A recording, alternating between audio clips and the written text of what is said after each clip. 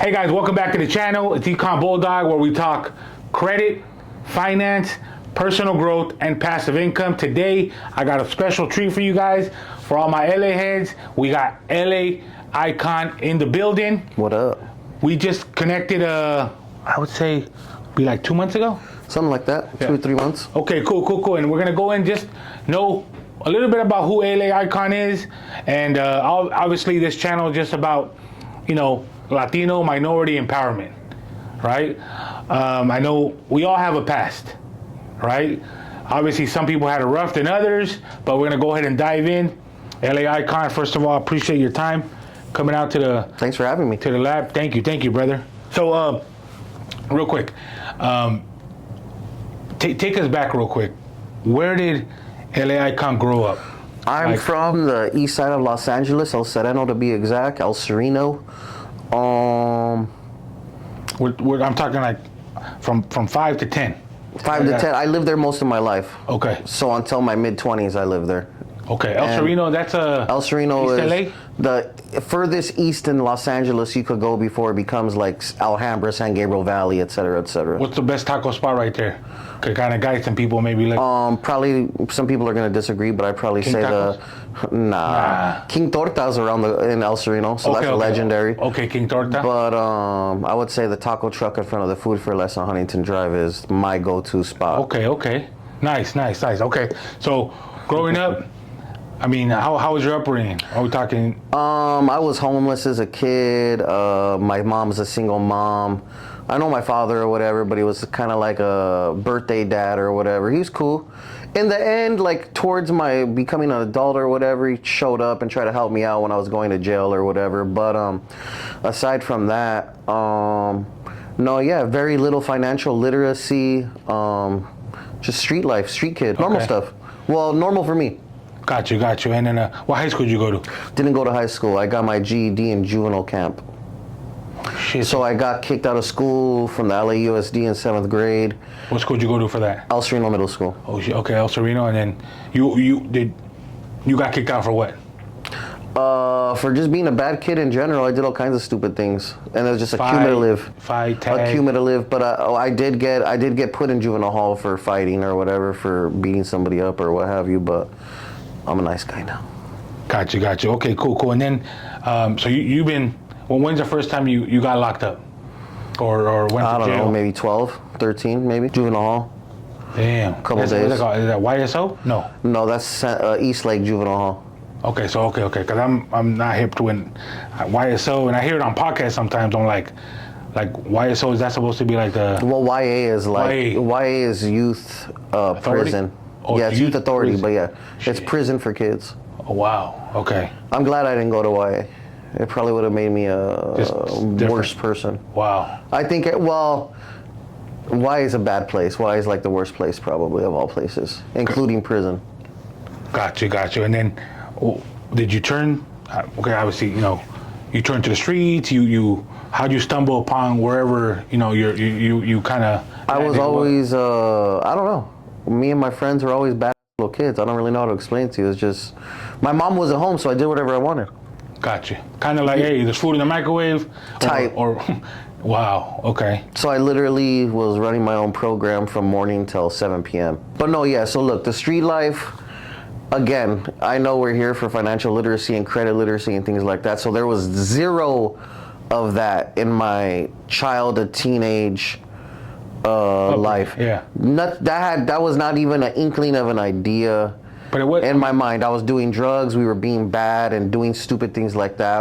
But no hustling. That yes, but it was more to function. It wasn't to ball out. Wow. So it was like. And then later, like maybe 18 years old, 19 years old, it was to try to, let me try to make some real money, not just support me and my friends' little weird habits or whatever. You know what I mean? And I got busted for that, and I went to county jail countless times for just sales. In and out. Yeah, thank God every time I was able to get a lawyer. Shoot. Back then a lawyer was like 3 bands, 5 bands, something like that. So I was able to plan it out or whatever. You call los defensores? 2222? Nah, I don't know. I think it was. I've always been kind of tech smart, so I think I went on Google and I just typed in lawyer for weed, And whoever popped up that was the cheapest is who I called. That's who I went with. Boom, bang, pow. He was Googling back then when people didn't know about Google like that. Nah, I was on it. I was on it with the computers because I rapped. And that's one thing about Laeyekon. When I've seen him in interviews, you know, the way he moves, like, and I'm not gassing you up. It's like you could have put Laeyekon in probably like a magnet school, and he could have thrived. Because I feel like your sense of I was supposed to be a really brilliant kid, and I just chose to. Yeah. And you know, we all take a different path, right? But you know, it's like I say, you know, everyone focuses on, oh, I want to go here, I want to make the success, I want to get there. Focus on like who you become. Exactly. And I never thought I'd be where I am now, if you want me to be honest. I didn't know. I still kind of don't think too far. I mean, I think far ahead, but you know what I'm saying? Like, I don't really. Like, you don't pat yourself on the back. It's like, hey. I got other things. Yeah, we're still on a mission. That's cool. That's cool. Yeah. I mean, us too. Like, I'm still uncomfortable. I'm still waiting for you to get me that Amex. The Amex. Oh, the Amex. You want to get the Amex next. So, real quick, and I know you were a hip-hop rapper, Chicano rapper. In Los Angeles, it's the same thing, because I was capable of doing hip-hop type rap, but obviously I was a street kid and I did street shit, so it's gangster-ish hip-hop. Does that make sense? I don't know what to tell you. Underground hip-hop? That's a different thing. I think if you're underground hip-hop, you're more lyrical, miracle, spiritual, Gotcha. Visual, criminal. Okay. And we were more on some other regular rap type shit. Tupac? Type. Yeah. Something like that. Who's your favorite rapper? Tupac's amongst them, but I'd probably say like a Jada Kiss, if you know who that is. Shit. You know who Jada Kiss is? Wu-Tang? Wu-Tang was definitely... out there a little. It's crazy because we're LA, but then, you know, we give homage to... Corrupt would be someone from our side that's more lyrical, I guess you could say. Got it. I mean, now in this day and age, probably be Kendrick, right? Kendrick is definitely one of the best there is. Yeah, for sure. Got you. And everywhere, not just here. And you're cool with Lefty Gunplay? It's definitely one of my pals. Yep. So how'd you stumble upon, like, I mean, we'll go into your industry, right? Because you were a rapper. And then how did that go? Let's go back there. Rapping was fine. I did very good. I had it to the point where kids were singing along with my songs at shows, signing my posters, signing autographs, taking pictures. Oh, man, that's a... So I did very well, but financially, I didn't see the same amount of action as I saw in the field doing it. And I don't know why that is. Maybe I wasn't selling. No, I did good with the merch too, so I don't know. But so you're saying, like, if you made 10,000, let's say on low numbers, 10,000, you didn't see 10,000. Is that what you're saying? I didn't see that. No. Got it. And really though, like I said, it was all ages shows. It was kids. Some of the shows were free. Some of them were like $5-10. Yeah. It was more just me opening up for a more popular artist like King Little G, for a perfect example. And things like of that nature or whatever, right? So it was more just, you didn't have to pay to be there, which some people had to pay to be there, but I wasn't necessarily getting paid to perform either, but the exposure was fire. And so your first group, I think the campaign, yeah. And then it was just me by myself, and then it was Brownside, because I was filming videos for them when Toker from Brownside made his resurgence.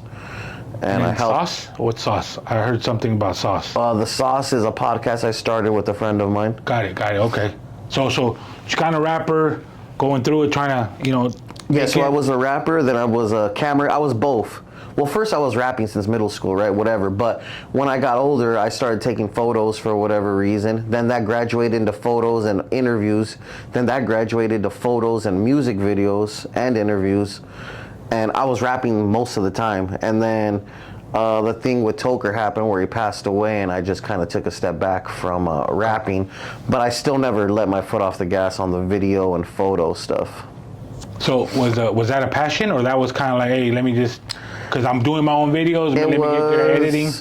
At the time, an ex-girlfriend of mine needed, she was becoming a makeup artist, and now she's a very popular makeup artist. Shout out to her.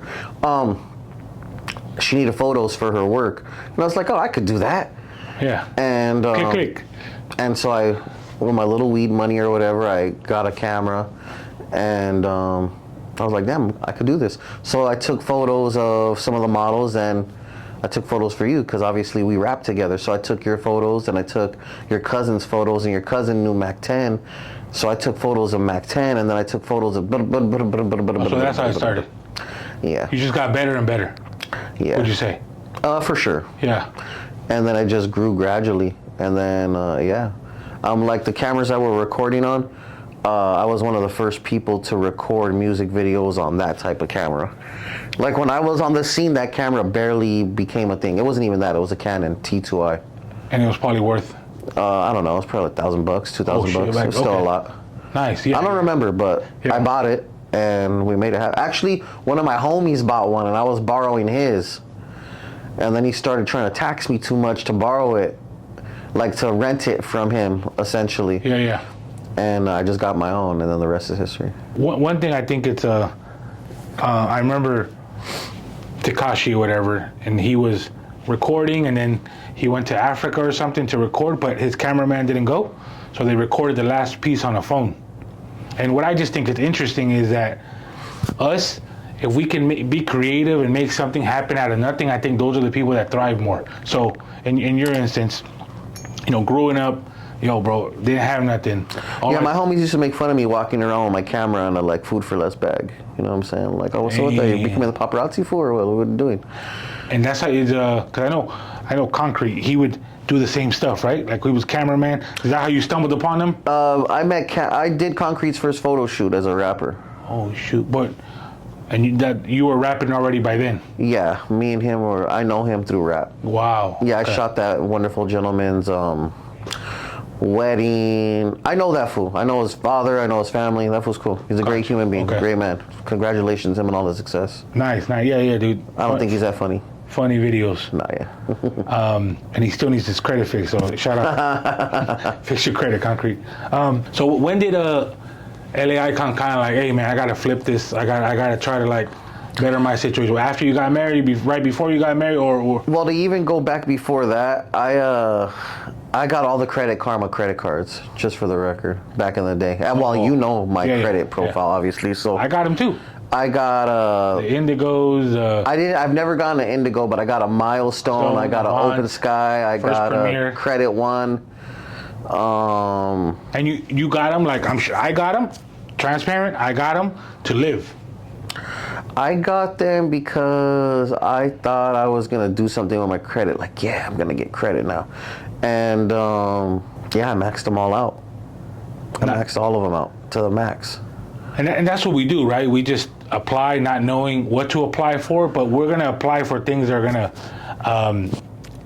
approve us, right? The credit ones, and then they approve everyone with bad credit, even worse credit. The best thing about that is, or the funniest part rather, is I would get another card like, you know what, my credit utilization is high because I maxed out my card. Let me get another card to open up the credit so my credit score could be better.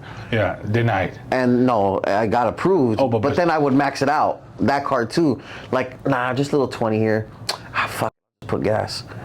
And then, damn, all right, my kid wants, boom, boom, whatever. And yeah. I tell people like this, and it's just a different kind of process. And it's like, I'd rather have a $20,000 available credit and zero in my bank account than $5,000 in my bank account, right? And then almost maxed out credit card. Why? Because that I can leverage more, right? Me having a good credit score, I can always make more money, or go to Amex and they'll shoot me a 20 or 40 piece, right? So keep your balances low. After the statement date, because the statement date is the day. Did you know about that when we were talking? No, yeah, 100%. So, for instance, I owed X amount of dollars on a high balance credit card that you got me, and I paid off everything. Well, no, I think there's still like a pending charge from yesterday from wherever I went. Yeah. But I paid off as much as I could, so that way my balance could be as close to zero as possible. Yeah. And with that, I also paid off all the rest of my, except for two, because the internet was tripping last night on their websites or something. Open Sky wouldn't let me log in, and I think Best Buy wouldn't let me make a payment for whatever reason at 2 in the morning. But point is yeah. So you guys watching, if you guys can do this, it's a AZO, right? AZO means all except one. Okay. Right, like AE1.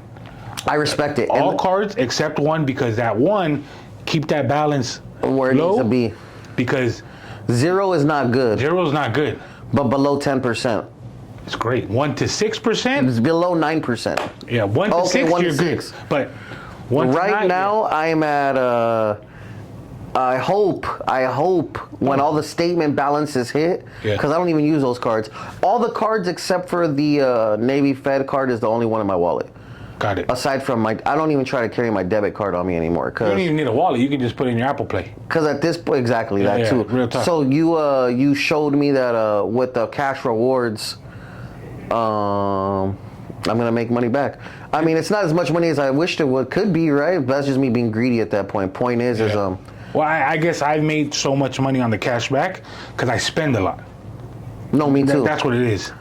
But I mean, that's what I'm saying. But you just started. And definitely run it up in the first 3 months. That way you could get your little 250 or 350 bonus, whatever it was. Run it up. But then there's ways to run it up, because this is where, if you can add that card to a PayPal account and then PayPal your wife, right?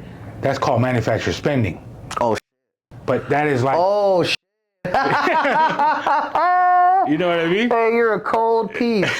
But hey, you're all right. And another thing is, like, there's gonna be fees and everything. So whatever. You cannot say, bro, they're gonna tax me. Bro, $100 is nothing if you're trying to get 20K extra. So that's how you kind of like funnel the money as far as manufacturer spend. You always say you can't get this much if you don't know how to manage this much. But damn, fool, some of the investments we make are slow grinds. It is what it is, or what? But it's not like I'm going to take my 20K credit card and go get 20K worth of... want that instant gratifications. You know, I think people can see you and they be like, Laeyekon made it in their eyes. I've had my hardships for sure, but I think I'm all right. But they see you right now and they're like, oh, he got the whip, he got this. I want to be where he's at. But they don't know the struggle that you did the past 10, 15 years. I've had my first it's so funny. I have 2 economic cars, and I got them. My first car was I got with bad credit. Well, not my first car, but one of the cars I have right now, newer, is with bad credit. The second car was with a year of paying off that car, so I got a better interest rate on the SUV. Good. The Mercedes that I have now is the lowest payment out of all the cars, and that doesn't make any sense to me. Okay. And I think when I tell people that are asking about my financial picture, they think I'm full of shit. Maybe you don't, but like, let's say I'm talking to my landlord, they're like, oh my God, you got a new car, or blah, blah, blah. How much is it? I'm like, X amount of dollars. They look at me like, this was lying or something. Yeah.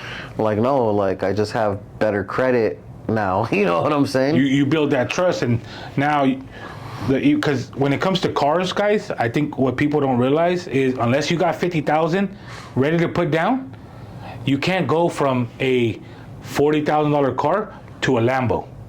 Nah. You have to gradually go up. So whatever the car, let's say the I'm not gonna lie that 60, I tried 70, 80. I tried to get the other day I talked to my car salesperson at Mercedes, and I was like, how could I trade this in and get an S-Class for the same price? He was like, yeah, nah, G. You're gonna have to put down a significant more amount of money. Or if your car's whatever, upside down, I don't know if my car's upside down. I didn't really take it. I'll give you a bar right now with when you build out the business credit, Mercedes has a business line where you can get the car under your business, right? And that little to no down payment. If any, 5,000 down. If any, but on the business, you know. I know for personal, for when you go to Mercedes personally, every single person I know that doesn't have fire credit has had to put $10,000 down. Off the rip. Yeah. 10K down no matter what. But that's personal, right? But on the business side, business, if it's 5? It moves different, yeah. We're looking up. We're looking all right. Like a Beamer for sure. Ally Financial, business side, for sure. Just 5,000 down, you could walk away with an X6. That's crazy. Yeah. But do your Googles, ChatGPT, and then I'm not. Chicano rapper. Then you started doing some photo shoots, The video doing stuff. that. Where did your first? Because you say you were techie, which is good, as far as like I think we all have skills, but when we do something we love, it's not called work, right? Like I guess not. I like podcasting probably the best. yes, it's like it feels great. Rapping was fire too, but it takes a lot. It's a lot. It takes a lot. You burn out a little bit. If in today's age, I don't know. But back then, it was like a very crazy grind. You would have to stand in front of the store with your CDs. You're walking into the grocery store. Hey, G, you listen to rap here. Check this out. Yeah. And I think that's the cost that we all, like my book, Como se dice credit, like I'll give it to people for free, right? The whole concept is, what? That's not smart. Bro, if I give this book out to 10 people and 2 sign up with me on credit repair, that's a win, right? The book, I already made it once, right? I have like 100 copies just on the go, just to have if I go to an event. This book cost me $150 to make. How many did you make? Oh no, so that's the beauty of it. If you go on Amazon, they print it, they ship it, right? So I get author's copies, because on Amazon they'll charge you different for author's copies. Of course. Just so I can have on deck. And then my daughter has her own book called Melody's First Credit Card, right? So the whole thing is, while we're shooting the podcast, right? Okay, maybe one of my videos goes viral, and it has my link to my Amazon, and they can buy my book. Check out the book, guys. Como se dice credit. It's just the whole passive income, right? Growing up, nobody teaches us passive income. They teach us work a 9 to 5, go to college, work hard, and get your 2 weeks a year vacation, 401k, call it a day. No one says, hey, bro, make a podcast, bro, because when you film that video once, YouTube can pay you For however long. I know you got your master's? No, bachelor's. I know you're a college graduate, but I recently was having a talk with I don't know who, and they're like, what college would you like your son to go to? And I was like, that fool ain't gonna go to college. That's like an business manager. Go to you're gonna major in business. They're not teaching you how to be the CEO. They're teaching you how to be an administrative person or a business manager, maybe. Like if you're not going to go be a doctor or a lawyer or maybe like a blueprint or an architect. Accounting? I think all 3 of those things are the only things. If my son wanted to be any of those 3 things, that's the only reason why I would teach him to go to school. Or maybe accounting. Yeah. But that's still a worker, you know what I'm saying? So I'll give you one. So my son's going to LMU, Loyola, right? And he was kind of bummed out because he got denied by USC. That's where I went. And that's where, he wanted to go because that's all he knew growing up. And I go, dude, son, you're at LMU. You're overlooking USC. It's in Westchester, beautiful campus. Like, you're pissing on USC. But you make the school, right? Everyone's caught up. The only reason I wanted to be a lawyer was because of Johnny Cochran, right? You got him off. Like, oh, shit, there's no way. Like, this who did it. Like, If it didn't fit, you must have quit. yes. So I was like, dude, what law school did Johnny Cochran go to? He went to Loyola. That's where I wanted to go to for law school. So he made the school. Had Johnny Cochran not won that case, no one would have gave a shit about Loyola. But Loyola had a pristine record. But what I'm getting at is, I'm teaching my son while you're going to school, right? He's connected with Pippin's son, right? Kevin Hart's daughter goes to that school, right? Networking is crazy. Different class, right? But while you're going to school, son, he already has his LLC, right? He's got his 750 credit score. He's got 5 credit cards, right? So he's on that path. He's got his YouTube channel, right? But he's putting in work while he's going to school. What do people do when they go to school? Nothing usually, right? They just go to school. I'll get out and whatever. No Cabo for him. No, none of that. He's like grinding, putting in that work. So by the time he graduates, he already has real estate. He's super ready to rock. Super ready to rock. And that's little things that even I'm learning and growing because I don't want him to be like me. When I went to school, work graveyard shift, security guard, go to school in the day, try to figure it out, and then try to learn some e-commerce stuff. Which that's what I fell in love with, like digital marketing stuff. But yeah, to your your case, a lot of people, yeah, they go to school because, yeah, their parents tell them to, but it's what path they want to do.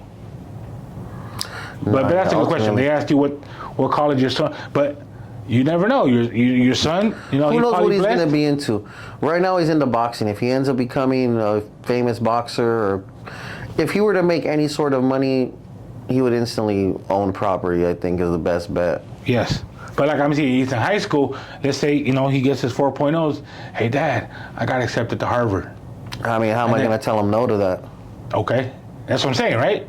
As a parent, you're going to figure it out. But you want to be, when it comes to that place, you already got, oh, son, I got money in your Roth IRA. You know? I got 3 real estate properties that will easily pay for your college. You know? Because you go to Harvard, obviously graduating, you're already, you know, not guaranteed, but 6 figures in whatever job you do, but still grind. But yeah, going back to the finance stuff, had bad credit cards, right? You thought you were good at money, but bad credit was always bad. Horrible, yeah. And then what made you like, hey man, I need to fix my shit? Was it maybe seeing her score jump? You started working with her, and I'm the one that still had to put in the work for her. Of course, yeah, okay. You were like, whatever you told her to do is whatever you told her to do. And I was like, you know what? That's when I reached out to you, and I was like, what do I need to do? And you're like, do this, this, and this. And the first day you told me, I did it that day.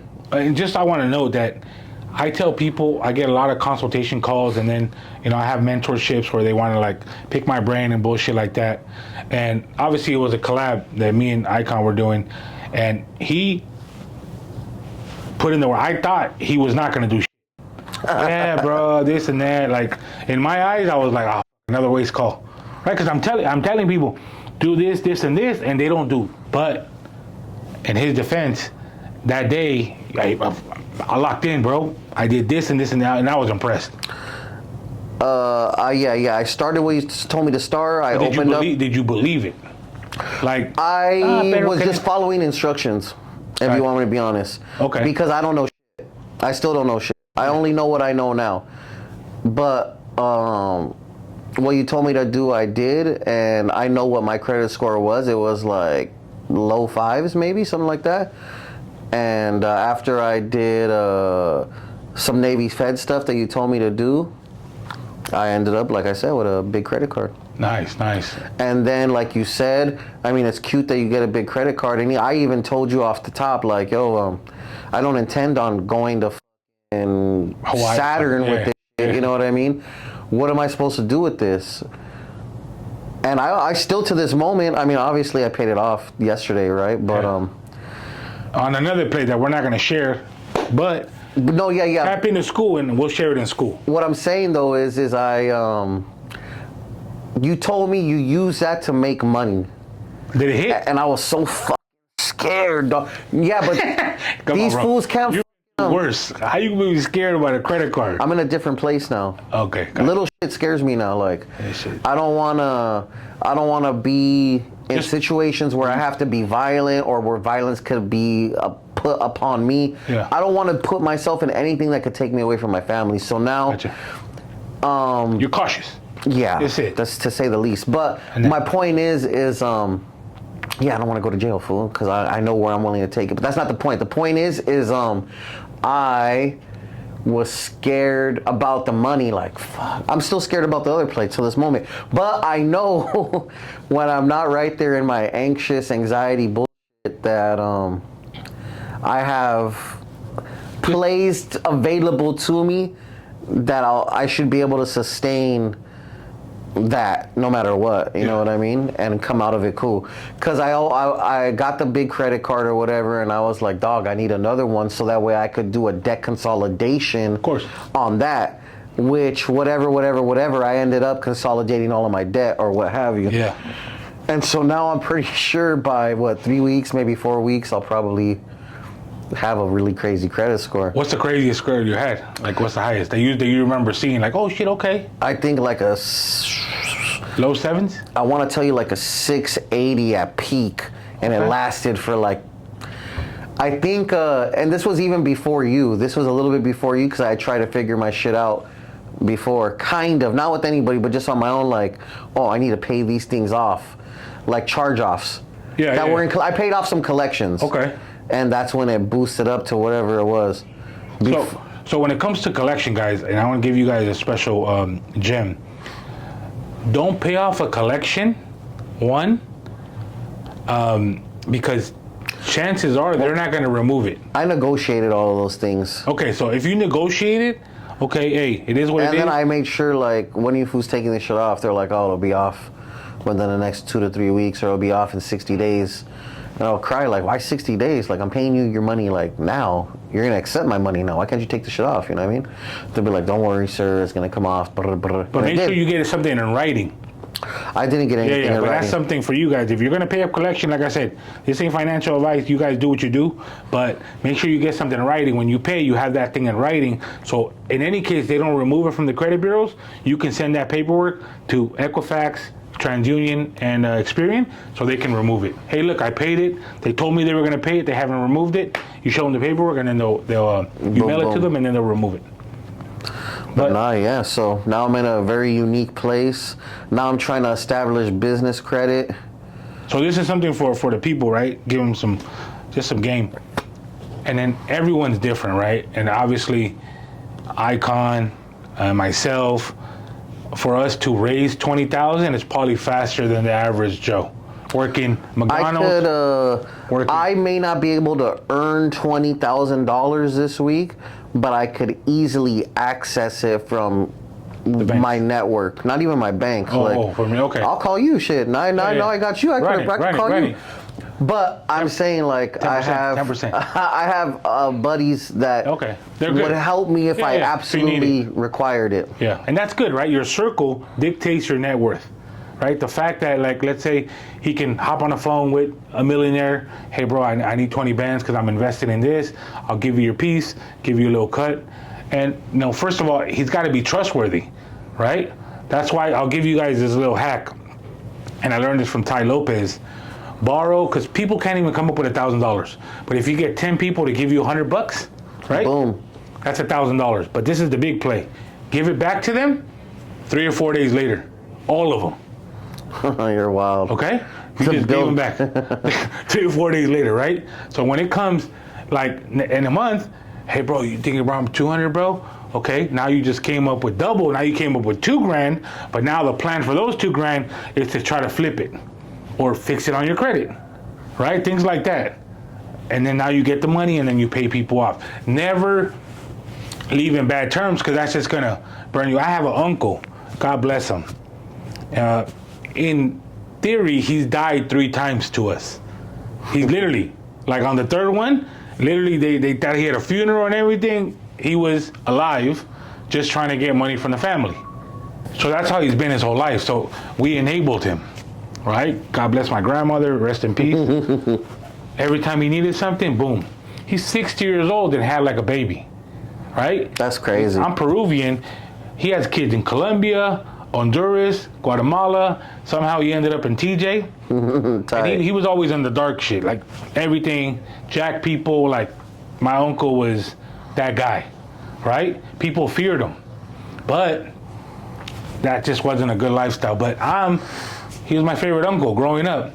He was that cool uncle. I go to Vegas because at one time he lived in Vegas. Hey, here's $100. Go play arcade. And as a kid, you remember that. Like, oh, I want to be like him when I grow up. And every time, hey, sobrino, I'm down. Here, uncle, how much you need? Right? Because I'm in a better position. But I was just enabling them. I'm good. I'm working at Jack in the Box now. Then a month later, go back to his usage of whatever drugs he was doing. And I just kept, until my mom said, stop giving your uncle money, right? And it just got bad where I had to cut him off, right? On my, Facebook Messenger, he probably messages me for money. Yeah, he's made so many accounts that he'll just message me from here, hey, I need 100, they kicked me out of this place.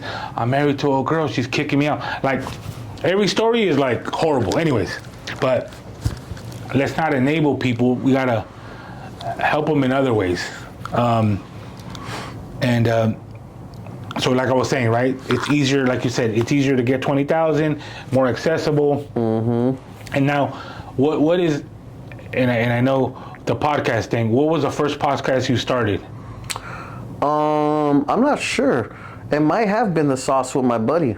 Okay, so Sauce. I could be wrong because I've conducted other interviews, but it was never a full-blown podcast. It was just called Uncut and Unedited, which is me pulling up to you and just having an interview and us just going about it real cool, so that way I don't got to take anything out, and it's just uncut and unedited. All I do is add the logos, add the shit at the end.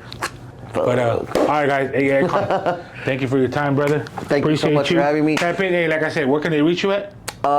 Just type in Laeye on anything, and the rest of my name should pop up. Laeye. Hey, let's help him out. Let's get him to 100K, guys. I'm almost Definitely. A lot of Sauce. Knows a lot of people. Tap in. Hopefully, you guys come out to his events, community boxing. I know we didn't really touch much about boxing, but I love boxing. He loves boxing. Oh, yeah, I have a boxing podcast, all that stuff. I'll invite you to one of the next fights. Oh, nice, man. Thank you very much. All right, guys. Tap in. I appreciate you guys.